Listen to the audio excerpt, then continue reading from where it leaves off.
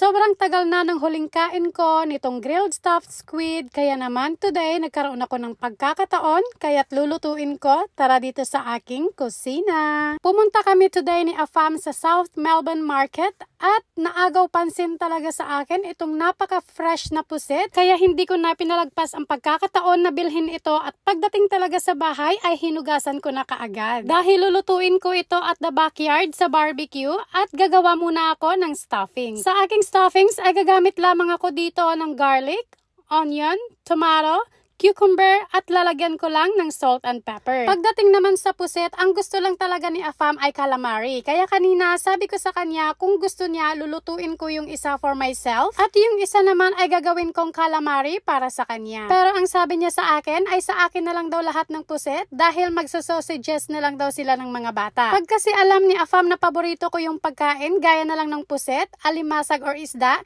talagang pinapaubayan niya na lang ito sa akin. Ganyan ka-spoiled si Inday. Charing. Pero alam nyo ba mga day, nung una kong makita itong puset ay una talagang pumasok sa isip ko na gagawin ko itong adobo. Dahil nga miss na miss ko na talagang kumain ng puset na adobo, lalong-lalo na kung ilalagay dito ang ink ng puset. Kahit maitim na ang aking ngipin sa pagkain nito, sulit talaga ang sarap, di ba? Pero dahil napakaganda nga naman ng araw today, kaya sabi ni Afam magba-barbecue daw kami at the backyard for dinner. Kaya naman goodbye adobong puset and welcome fresh grilled stuffed squid. Anyways mga day, pagkatapos ko ngang i-prepare itong aking mga kakailanganin para sa aking stuffings, ay ipaghahalo-halo ko na dito ang bawang, sibuyas, kamatis, cucumber at lalagyan ko lang ito ng salt and pepper para naman may lasa ang stuffings ko. And now, ready na ito para ilagay ko sa loob ng aking squid. At sa paglagay nitong aking stuffings dito sa aking squid, ay sinisiksik ko talaga ito ng maigi para may stuffings hanggang bottom ng squid. Kasi naman mga day, masarap talaga pag siksik, di ba? Char. At nang malagyan ko na nga ito ng stuffings, ay isisealed ko ito gamit lamang ang toothpick para mamaya kapag iihawin ko na ito, ay hindi magsilaglagan ng stuffings nitong aking squid. Actually, isang squid lang sana yung lulutuin ko, pero sabi ni Kuya Rems ay gusto niya rin daw ng puset, kaya naman lulutuin ko na lang silang dalawa. At ready na ito for barbecue, kaya guys, tara dito sa aming backyard. Sa pag-grilled naman itong aking puset ay sinigurado ko talaga munang mainit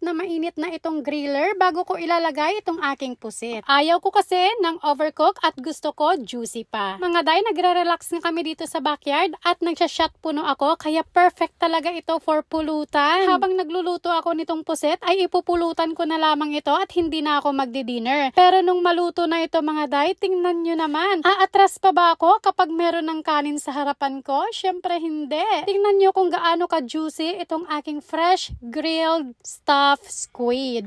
Ang sarap talaga nito sa kanin mga day. Solved na naman si Inday, charing. At syempre hindi magiging kumpleto ito kung hindi ko gagawan ng sausawan. Meron ako ditong bawang, sibuyas, kamatis, lalagyan ko ng konting cucumber, salt and pepper, at syempre yung aking sinamak. Also, a little bit of soy sauce. Ang sarap nitong sausawan ko mga Inday. Na guys, kain na tayo. Ikaw, ano ang dinner mo? Puset kagaya nito, itry mo na. Simple, pero ang sarap. And guys, that's all my cooking vlog for tonight. Thank you so much for watching. Have a nice night everyone. God bless you. Follow for more videos. Bye!